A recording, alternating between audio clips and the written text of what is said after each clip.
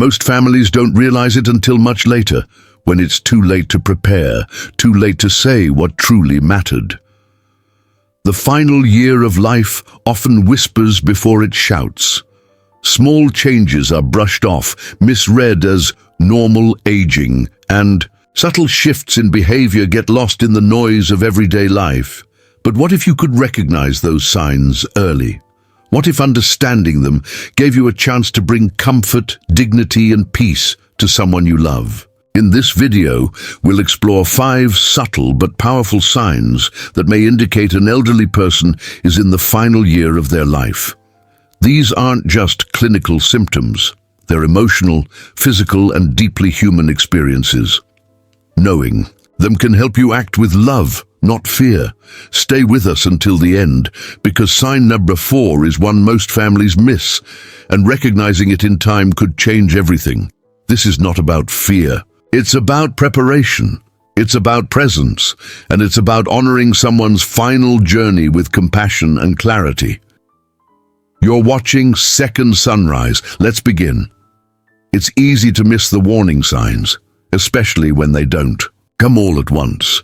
Unlike a dramatic health crisis, the final stage of life often creeps in quietly. One day your loved one is still cooking breakfast, walking to the mailbox, or joining family dinners.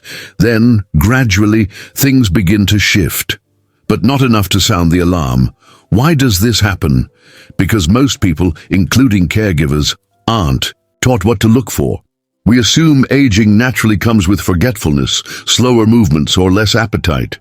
And while some changes are indeed part of growing older, others signal something more serious, the body preparing for its final chapter. The Centers for Disease Control and Prevention, CDC, notes that many elderly Americans live with multiple chronic conditions, heart disease, diabetes, dementia, that often mask the subtle signs of decline. What's more, the National Institute on Aging confirms that emotional changes and fatigue are frequently misinterpreted as depression or just slowing down. Family members are also emotionally invested. They don't want to believe what might be happening. Hope becomes a filter, and while hope is powerful, it can cloud reality.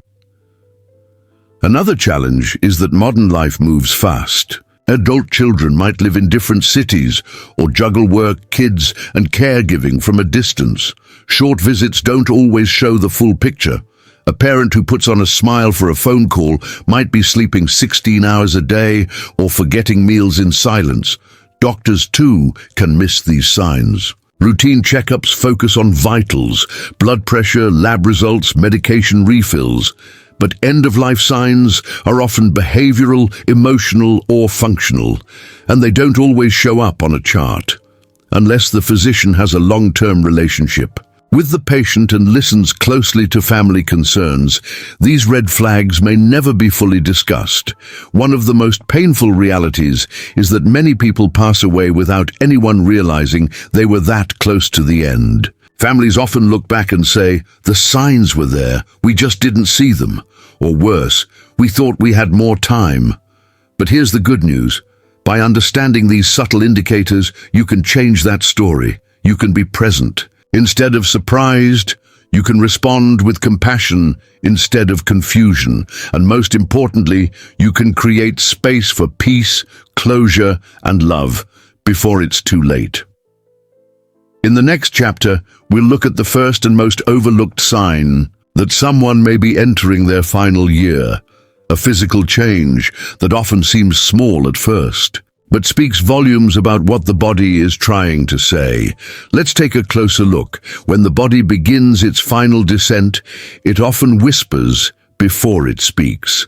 One of the clearest whispers is unintentional weight loss, and yet it's one of the easiest signs to miss. At first it's subtle, a pair of pants that suddenly fit looser, a favorite belt that now needs an extra notch, meals that used to be finished now left half-eaten. Families tend to brush it off. She's just not as hungry anymore, or he's been a little picky lately. But the truth is, when an elderly person loses weight without trying, it's rarely a benign sign.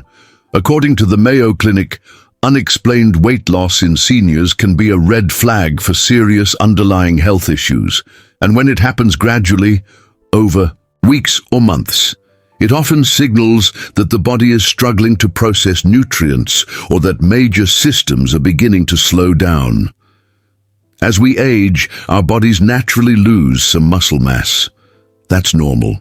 But when weight drops quickly, especially in someone over 70, it can indicate that the digestive system is no longer absorbing nutrients properly. It might be due to chronic conditions like cancer, congestive heart failure, kidney disease, or gastrointestinal disorders, all of which become more prevalent in the later stages of life. But it's not just physical. There's also a neurological and emotional side to this decline. Seniors nearing the end of life often lose their sense of taste or smell, making food less appealing. Some say everything tastes bland, metallic, or even unpleasant. Others feel full after just a few bites. Over time, meals become chores instead of pleasures. Add to that fatigue, depression, or cognitive decline, and eating becomes even more difficult. Some forget to eat. Others don't want to eat alone. And some may quietly decide not to eat at all, as part of an unconscious or emotional preparation for what's coming. Families often respond by offering favorite dishes, high-calorie snacks, or meal replacement shakes. And while these gestures come from love, they don't always solve the problem, because the root issue isn't just appetite. It's that the body is preparing to shut down. The American Geriatric Society advises that in these cases, forcing meals can sometimes cause more harm than good, leading to discomfort, indigestion, or even aspiration. Instead, they recommend shifting the goal. Nourish for comfort, not calories. What does that mean? It means focusing on easy-to-eat foods, small portions, soft textures, simple flavors. It means encouraging hydration, even in sips, and honoring food preferences, even if it's just toast and tea. It means recognizing that quality of life matters more than weight gain at this stage. Another sign to watch: muscle wasting, especially in the arms, legs, and face. When muscle mass declines, strength goes with it, making walking, standing, or even sitting upright more difficult. It also weakens the immune system, increases the risk of falls, and leaves the body more vulnerable to infections. This is why unintentional weight loss is often the first visible signal that the body is transitioning. It tells a story, not just about food, but about function, fatigue, and the fading of physical resilience. If you've noticed this in someone you care about, it doesn't mean death is around the corner, but it does mean it's time to pay attention. Talk with their doctor, observe their eating habits, offer comfort, not pressure, and most of all, be present, because in the final year of life, presence is more powerful than any meal plan. In the next chapter, we'll look at another sign that's often mistaken for aging or laziness, but in truth, it's a deep message from the body itself. Let's talk about fatigue. When someone you love begins sleeping more, skipping their usual activities, or struggling just to get out of bed, it's tempting to think they're just slowing down. After all, isn't that what happens with age? But there's a difference between being tired and being truly fatigued, and in the final year of life, that difference matters more than most people realize. Fatigue in the elderly isn't just about needing more rest. It's about a deep, persistent exhaustion that doesn't go away with sleep. It's the kind of tired that makes everyday tasks, like brushing teeth, making coffee, or getting dressed, feel overwhelming. Some days just sitting up in bed can be a struggle. This isn't laziness, it's biology. As the body nears the end of life, it begins to conserve energy. The heart may not pump as efficiently, circulation slows down, and oxygen delivery to muscles and organs declines. The body shifts focus from action to preservation. It stops fueling movement and starts directing energy to only the most essential systems, like keeping the brain and vital organs functioning. This internal slowdown results in less energy for everything else. That's why an elderly person might fall asleep mid-conversation, need naps throughout the day, or feel breathless after a short walk to the kitchen. They're not giving up. They're adapting to what their body can no longer do. The National Institute on Aging reports that fatigue in older adults is a common early marker of underlying chronic illness or systemic decline. But families often miss the warning signs. They might encourage their loved one to get some fresh air, stay active, or push through. Unfortunately, these well-meaning suggestions can make things worse by causing strain, frustration, or even injury. And fatigue isn't just physical, it's emotional and psychological too. Many seniors begin to withdraw from social situations, stop participating in hobbies, or avoid family gatherings. It's not because they don't care, it's because they no longer have the energy to engage. Holding a conversation, following a story, or even smiling at a joke can feel like running. A marathon, the emotional toll can be heavy. People who were once vibrant and independent may feel embarrassed, guilty, or ashamed. They may stop talking about how they feel because they don't want to be a burden. Over time, this can lead to isolation, depression, and silence. A silence that hides how much they're truly struggling. As a caregiver, family member, or friend, your role isn't to fix the fatigue. It's to recognize it, honor it, and respond with compassion. That might mean allowing more time for rest, reducing expectations, or simply sitting beside them in quiet support. Here's what helps. Encourage gentle routines like short walks or stretching, only if they're up to it. Prioritize comfort and rest, not productivity. Create a calm, predictable environment where they don't feel rushed or pressured.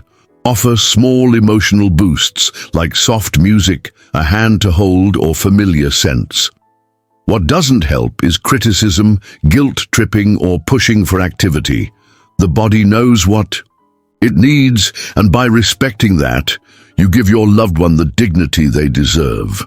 Fatigue is one of the clearest signs that the body is entering a new phase, a quieter phase, a slower phase. And while it's heartbreaking to watch someone fade, there's also beauty in slowing down together. There's presence, stillness, time to just be. In the next chapter, we'll shift from the body to the mind and explore how subtle changes in memory, awareness, and emotional connection can reveal more than words ever could. Let's talk about cognitive decline and emotional withdrawal. Not all signs of decline show up in the body. Some begin quietly in the mind. A once sharp parent forgets the day of the week. A spouse of 50 years repeats the same story 3 times over dinner. A grandmother who used to love visits with the grandkids now prefers to sit quietly, eyes distant, barely speaking. These changes can be confusing, even frightening, but they're not always signs of Alzheimer's or dementia. Sometimes they're indicators of something deeper, the brain preparing for the final stage of life. The brain, like any other organ, relies on oxygen and nutrients to function properly. As the body's systems begin to slow, blood flow to the brain decreases. This can lead to confusion, short-term memory loss, and disorientation, especially in new environments or during times of stress. You might notice forgetting names of close family members, getting lost in familiar places, losing track of time, even during the day, difficulty following conversations or making simple decisions. These aren't just signs of aging. According to the National Institute on Aging, acute cognitive decline can appear within months of death, especially in individuals with heart failure, chronic lung disease, or terminal cancer. But the changes aren't always cognitive. Sometimes they're emotional and behavioral.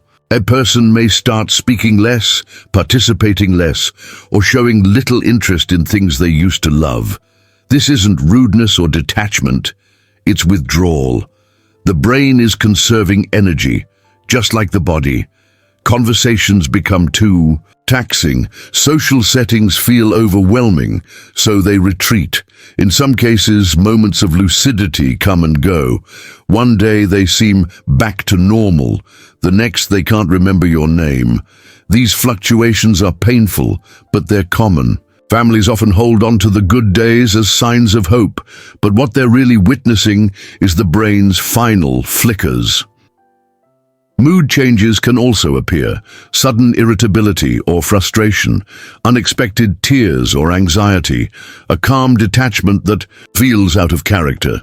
These shifts may feel like a personality change, but they're often due to chemical imbalances in the brain, or even subtle neurological stress from the body's ongoing decline. As someone who loves them, it's natural to want to bring them back to how they were. You might try to re-engage them, quiz their memory, or keep them talking.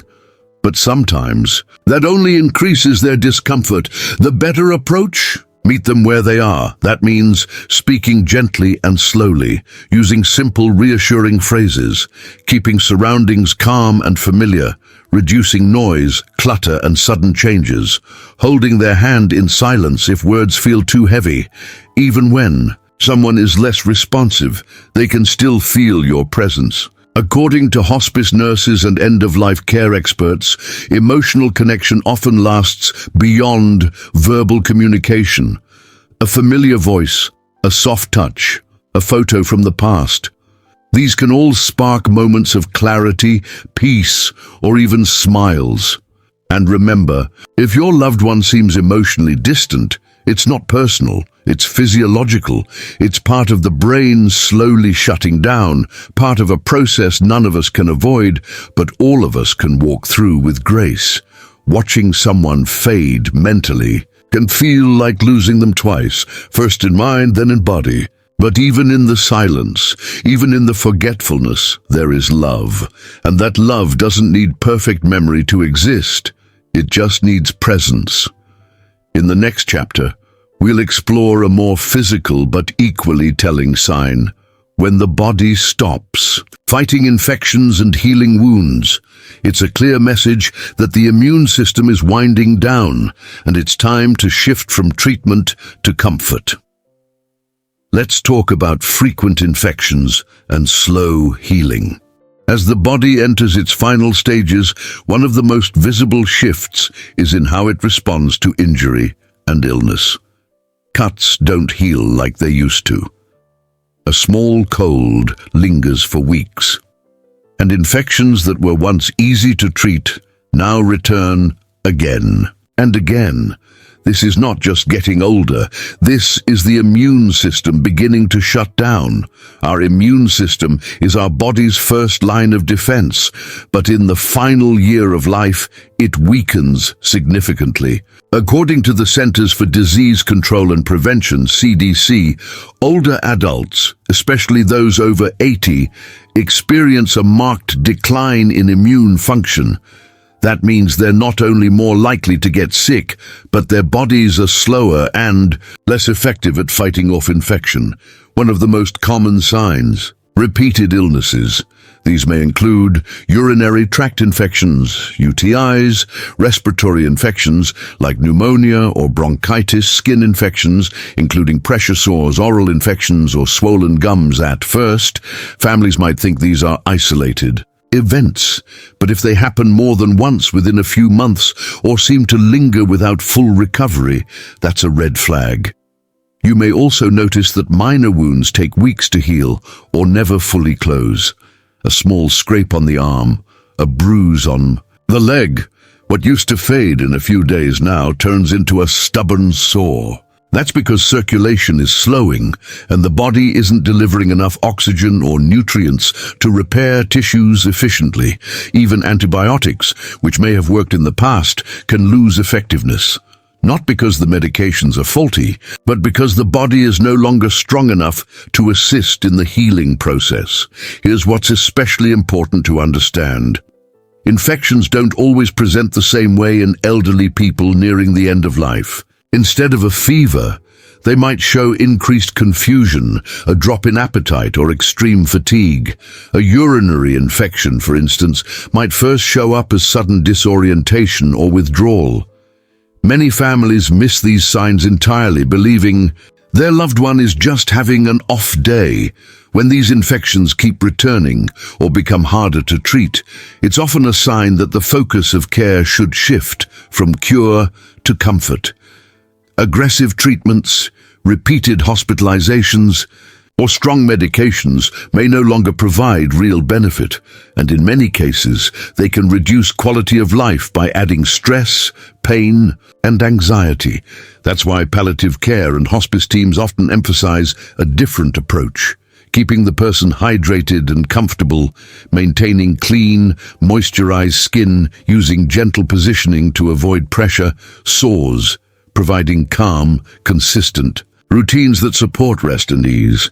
This doesn't mean giving up. It means changing the goal. Instead of trying to win a battle the body no longer wants to fight, you focus on making each day as peaceful and dignified as possible. This can be a hard truth to accept. For many families, illness triggers action. They want to fix it, treat it, make it go away. But when the immune system is in steady decline, the most loving response isn't a new prescription. It's presence. It's listening. It's sitting beside them and holding their hand when there's nothing more to do medically, but so much to do emotionally. Infections and slow healing are the body's quiet signals that the journey is shifting. They're not just medical events. They're milestones, and recognizing them allows you to prepare, to honor your loved one's needs, and to say the things that matter most before time runs out. In the next chapter, we'll explore the fifth and final sign, perhaps the most noticeable of all, the way breathing and circulation change in the final months of life. Let's talk about shortness of breath, cold hands, and the body's final rhythm. Of all the signs that the body is preparing for its final stage, changes in breathing and circulation are often the most visible and the most unsettling. They can appear suddenly or develop gradually, but when they do, they signal a profound shift. The body is letting go. Breathing, something we do 20,000 times a day without thinking, becomes labored, erratic, or shallow. A person who once walked across the room easily may now struggle to speak without pausing. They may need to sit upright just to breathe or take frequent breaks between sentences. This isn't just fatigue, it's a symptom of diminished lung function. As end of life nears, the lungs may begin to accumulate fluid, especially in individuals with congestive heart failure or advanced cancer. This can result in shortness of breath with little movement, gurgling sounds when breathing, sometimes called the death rattle, a persistent cough or sensation of tightness in the chest. The American Lung Association explains that these breathing changes occur because the body is no longer able to efficiently exchange oxygen and carbon dioxide. Blood oxygen levels drop. The brain may respond with rapid, shallow breathing or periods of very slow breathing, sometimes with long pauses in between. This is known as Cheney-Stokes respiration, a rhythmic pattern that often appears in the final days or weeks of life. At the same time, circulation begins to slow. The heart, weakened and worn, prioritizes vital organs and reduces blood flow to the skin and extremities. This leads to cold hands and feet, even in warm environments, pale or bluish skin, especially on the lips, fingers or toes, mottling, a patchy, purple-blue discoloration, usually starting in the legs. These physical changes may feel alarming to witness. Families often ask, is this it? Is it happening now? But while they are significant, they don't always mean that death is immediate. Some people experience these symptoms weeks or even months before passing. What they do indicate is that the body is entering a phase of deep conservation and transition. So how can you respond with care? First, understand that these changes are natural. They are not necessarily painful. In fact, many people describe the breathing slowdown as part of the body's way of easing itself out of effort. Here are a few things that can help. Elevate the head and upper body using pillows or a recliner. Keep the room cool, quiet, and calm to reduce breathlessness. Use a humidifier to ease dry airways. Offer small sips of water or ice chips if they're alert and able to swallow. In some cases, oxygen therapy or medications prescribed by a palliative care team can provide relief. Most importantly, do not panic. These symptoms are not signs of failure. They're signs of a natural process unfolding. Your presence, more than anything, brings comfort. A calm tone of voice, a reassuring hand, or simply sitting nearby can mean more than words ever could. As the end approaches, people often sleep more, speak less, and breathe more slowly. But that doesn't mean they aren't aware of you. Hearing is often the last sense to go. Say what you need to say. Even if they can't respond, they might still hear you. These final changes in breathing and circulation are the body's way of preparing, of finding peace, of slowing down. And while they may be hard to witness, they are also a chance to be present, a chance to show love without expectation, a chance to walk with someone as far as they can go, and then let them rest. In the final chapter, we'll reflect on all 5 signs and what they truly mean for families navigating this difficult but sacred stage of life. Let's take a moment to bring everything together. As we come to the end of this video, let's take a moment to reflect on what we've covered and why it matters so deeply. The 5 signs we've explored: unintentional weight loss, persistent fatigue, cognitive changes, frequent infections, and changes in breathing and circulation are more than just symptoms. They're messages. Messages from the body, gently letting us know that it's preparing for something all of us must face one day. It's natural to want to resist these changes, to fight for more time, more strength, more of what once was. But sometimes, the most loving thing we can do is listen, even when it hurts. Recognizing these signs doesn't mean giving up. It means being present. It means preparing emotionally, practically, spiritually. It means making space for conversations, forgiveness, laughter, and stillness. It means showing up with grace, not panic. Every person's end-of-life journey is different. Some experience all 5 signs, others only a few. Some pass quickly, others gradually. But what remains true is this: the way we walk with someone in their final year can become one of the most meaningful chapters of their life and ours. You don't need to be perfect. You don't need all the answers. You just need to be there with patience, with love, and with a willingness to let things be as they are. So if you've noticed any of these signs in someone you care about, take a deep breath. You're not alone, and you don't have to walk this road in fear. Instead, walk it with awareness, walk it with presence, walk it with compassion. Because at the end of it all, what people remember isn't the medication or the schedule, it's the feeling of being loved, heard, and not forgotten. In our final moments together today, we invite you to hold space for yourself, for your loved ones, and for the sacredness of life's final transition. If this video helped you understand the final stages of life more clearly, please take a moment to like this video and leave a comment sharing your thoughts or experiences. Your voice matters here. Don't forget to subscribe to Second Sunrise for more trusted, compassionate content focused on senior health, caregiving, and end-of-life support. And if you know someone who needs this message, share it. You never know who might be silently searching for clarity and comfort. We're honored to walk this path with you. Thanks for watching, and we'll see you in the next video.